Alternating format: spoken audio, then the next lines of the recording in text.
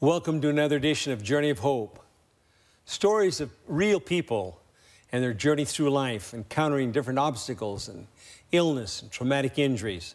Our special guest today is Lou Maines from Genoa, Nevada. And he's got a very interesting story and a very interesting journey that he's going to share with us. Lou, it's good to have you here. We got people from really around the world watching. And we're glad you're here. We want to learn a little bit about you. Tell us where you're from and where you went to school and what you majored in. I'm over here. Go ahead and just I was born in Carthage, Illinois, and I went to Bradley University, and I majored in business and a minor in insurance. And I was in the service in the U.S. Navy, and they had me into... So you went, after you graduated? Before I graduated. Before you graduated. Because I was short of money, and they were going to stop the GI Bill, and so I went in the service to get the GI Bill, and then I came back with the GI Bill, and I was married, and I finished up school. And did you go back to Bradley? I went back to Bradley. And how long did you have? Another year or two to finish up? About a year and a half. But this time you had some financial help. Yeah. Because of Uncle Sam. Uncle Sam was helping me, my wife was working, and we did not have any children at that time. Well, thank you, first of all, for your service. Now, when you ended up with your degree, did you have a big school bill at that point? No.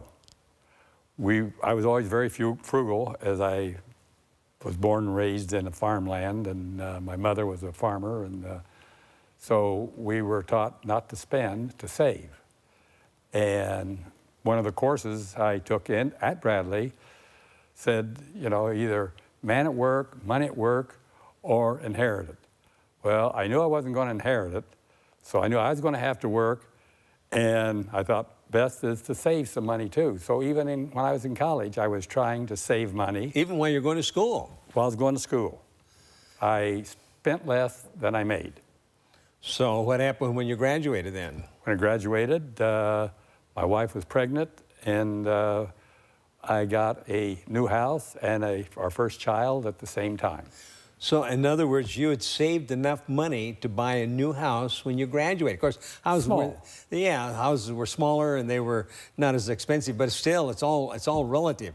So what did was your degree in? My degree was in business and a minor in insurance. Okay, so what kind of a career did you pursue then?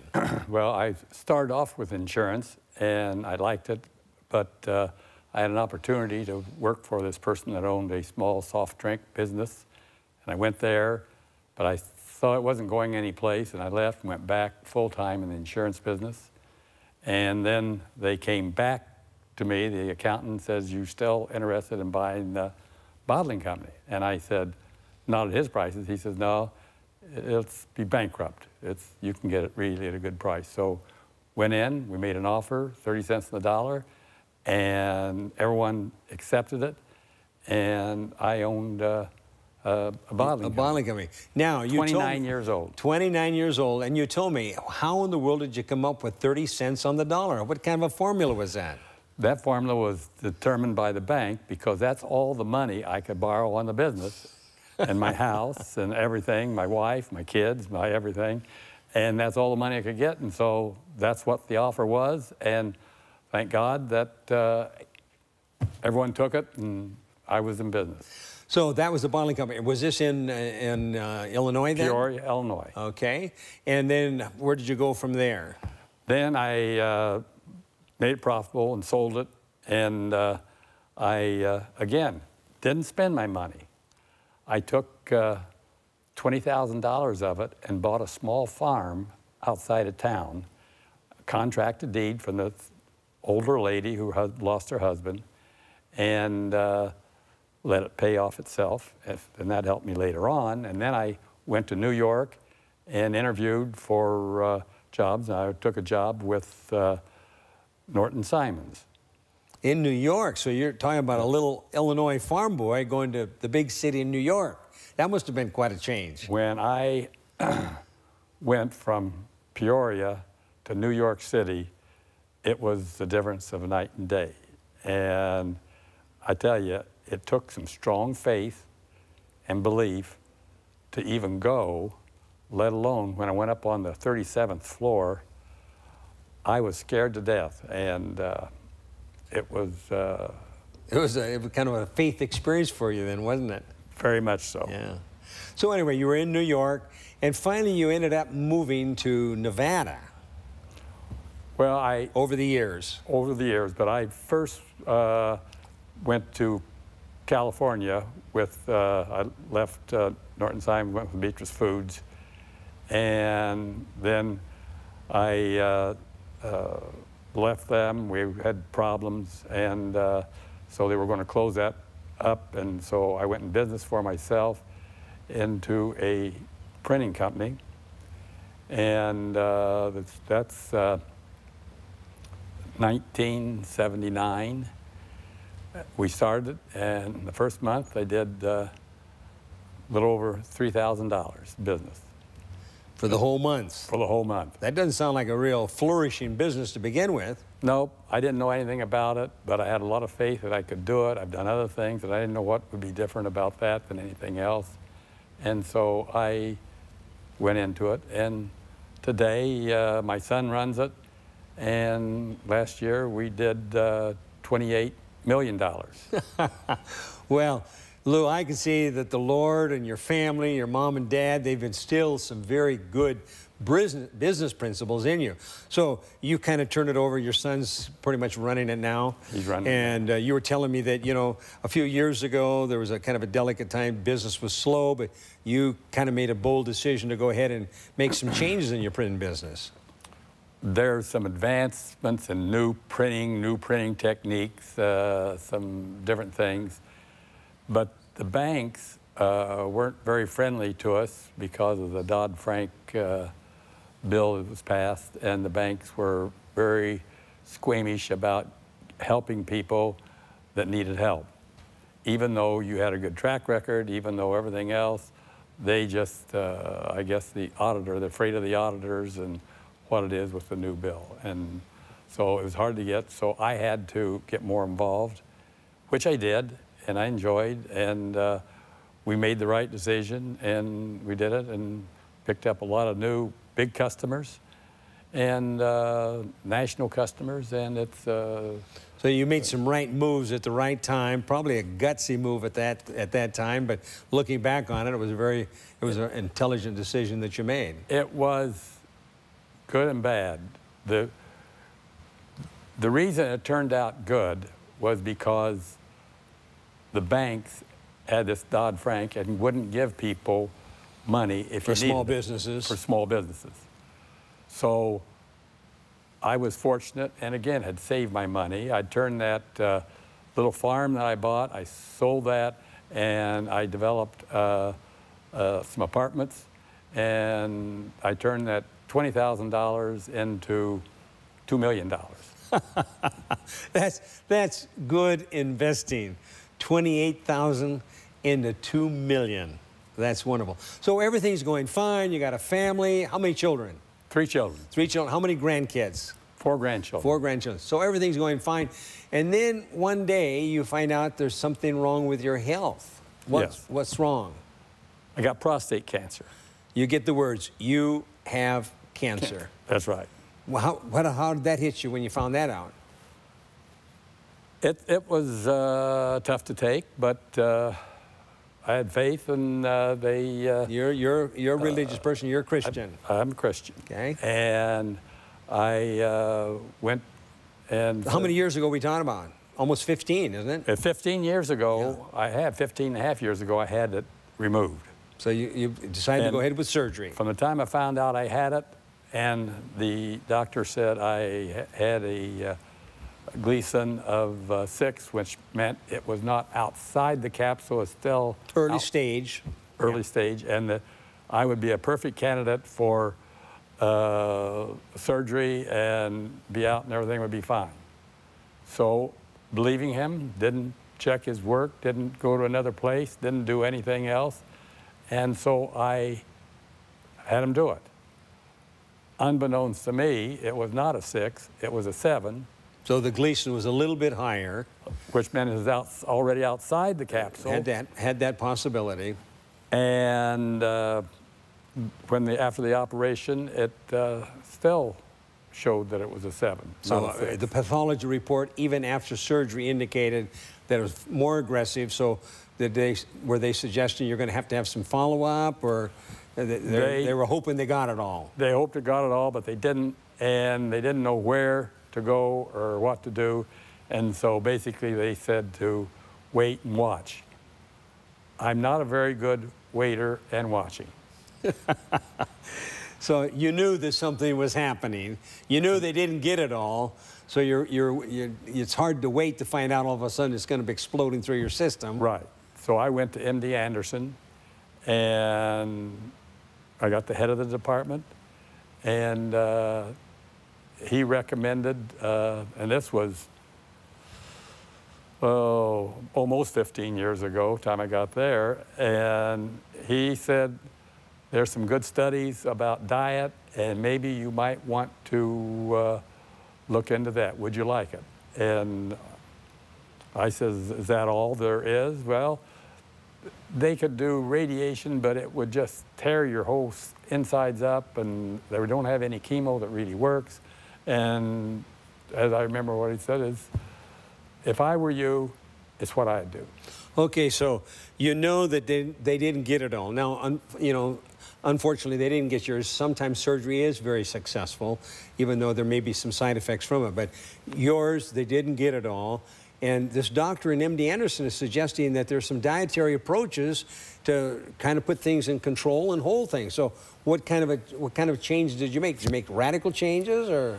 It was, to start with, a little slower than what it was. But it was radical from where I was, but I didn't go all the way. So did you lean towards a vegetarian diet? Vegetarian, yeah. I could eat a little bit of meat and that, but I pretty much stayed with fish. But they said to not eat over 3 or 4 ounces of fish or that, you know. How about the dairy products at that point? They didn't say too much about that. They didn't say about dairy. So you went on this, and so did that help? I mean, Well, it kept my PSA down to almost non-detectable. For a number of years? For several years, but then it started up after about 4 years or so. It started raising, and I got more interested in it and got more into the diet and reading and doing, and it's very, very, very difficult to go completely vegan and not drink any alcohol. And I wasn't alcoholic, but when you go out with people and they have a glass of wine, it's nice to have a glass of wine. And I couldn't do that. And that's when I had problems, and I had to ask the Lord several times to help me stay on the diet, because you go to someone's house, well, I'm not... They're always offering you this and that and everything except what you should be eating. That's right.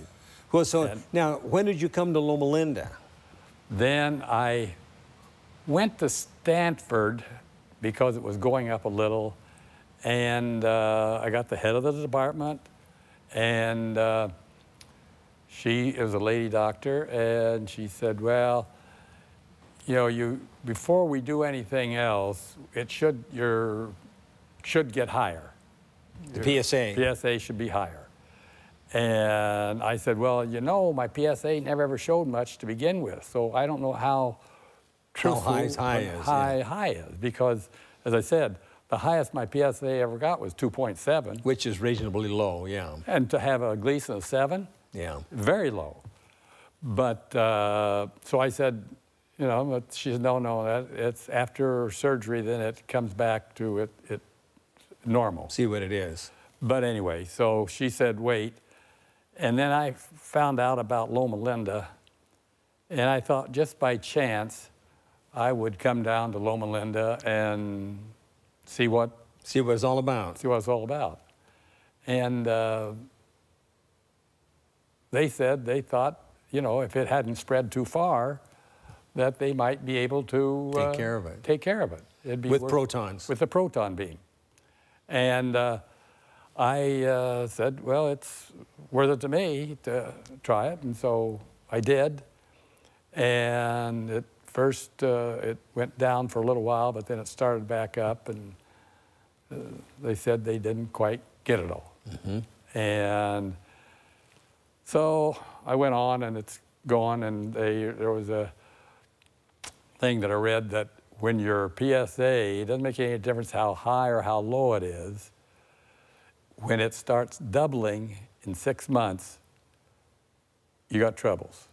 Yeah, that's, I mean, the degree and the rapidity with which it doubles is an indication how aggressive it is. And if it begins doubling every 6 months, it's really, it's time you got to be doing something. You got to do something. Right. So I went over to see another doctor that had all kinds of pills and stuff, and I went for that, and I tried it and tried it, and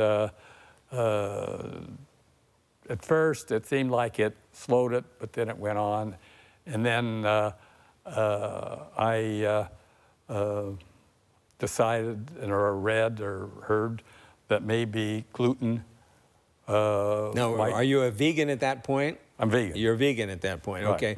But it was still kind of bouncing around a little bit. No, it was at that point, it was doubling. It was doubling, okay. And that's why I went to this other doctor. Right, you know, okay. and it didn't seem like he was working very good or very much, and they wanted to do something else, take my blood out and put it in, put something in, put it back in, and all this stuff. And at that time, I heard about gluten-free, and so I said, well, I'll try that first. So I went gluten-free. I was already lactose-free and vegan, and now I'm lactose-free, vegan, and gluten-free. Okay, for our listening audience, you know, we have vegetarians that eat no meat or fish, but they're lacto-ovo-vegetarians. That means they eat some dairy products and eggs. But then a total vegan is only plant-based.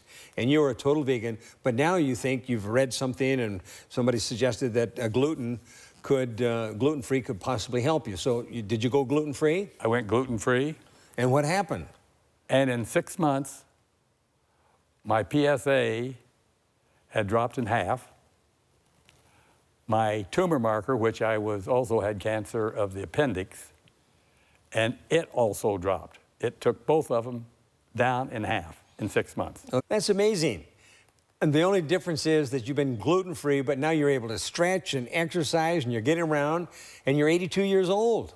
Yes. That's an amazing testimony. I got good news. Moses didn't get started until he was 80, but you are a remarkable testimony. Well, you know, I know myself, and I was very stern in my working habits and what I did, but I would have never, ever gone on this diet or done what I've done if I wouldn't have got cancer. Now, how long have you been on the diet now? Completely like I am now? Year and a half, maybe close to 2 years. Well, I mean, it's amazing the amount of energy that you have. And again, for our listening audience, this is what's working for you and the difference that's made in your life. Now, you were talking about this other cancer you had. You had another cancer. I had cancer of the appendix. And how long ago was that? That's 13 years ago. So shortly, you know, a couple years after you had your prostate cancer and you're diagnosed with that. So what did they do with that? Well, they took it out, but it's, I guess, 1 in a million or something, and no one really knew what to do. And I talked to a doctor at MD Anderson, had seen some, and he said, well, your tumor marker's in good shape. I would say you stay with your diet, and if it starts going out, give me a call. Other than that, we don't have anything. So they removed the appendix. I haven't heard of too many people that had a malignant appendix, but it was malignant. They removed it. So and they took part of my colon. Yeah, and they didn't have any other chemo or anything like that. They haven't chemo for apparently they got it all then. They must have got it all. Well, they didn't get it all because my tumor marker popped up and down. It still was popping up and down, indicating there was still something going on there. But as a result of the last couple of years on the special diet you've been on, it seemed like it's been taking care of itself. So what does the rest of the family think about you and having this cancer and this crazy diet you're on? My son, it's helped him because he really watches what he eats and drinks, and the doctor says he's wonderful because he'll eat a little bit of fish, but meat, he just, unless he's out someplace, and then he won't eat, but he doesn't eat much. And I have one daughter that really is really good at it, and another daughter that is pretty good, and two son-in-laws that are changing, but not as fast. But you've got a remarkable wife that's been very accommodating to you. You need good support. You got to have support. You got to have support. You cannot go on this diet and do all of this without someone to help you. Now, I asked the Lord, in fact, I thank the Lord for giving me the cancer to start with, because I know myself, I would not have changed. I would not have gone into this. I would not have done this if I didn't have cancer. But that scared me into it. Then, knowing that you should eat right and do these things is one thing. Doing it, I tell you, Lynn, it's harder than starting the first business. Really?